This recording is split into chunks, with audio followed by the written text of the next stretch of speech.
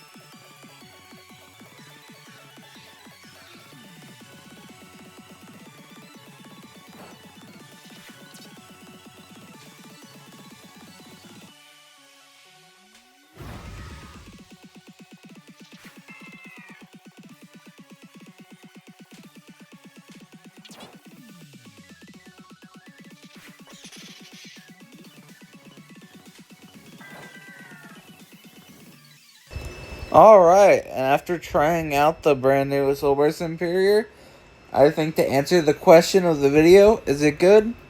I can confidently say that yes, it is good. Hopefully you enjoyed. Thanks for watching. If you want to watch another video, you can, or subscribe if you want to. But otherwise, until next time, stay tremendous. Shout out to all my patrons. If you want to join the Patreon, link to it is down in the description. All tier benefits will be on the Patreon if you want to consider joining. Yeah, on to the Patreon shoutouts now. So thank you all that is a part of the Patreon.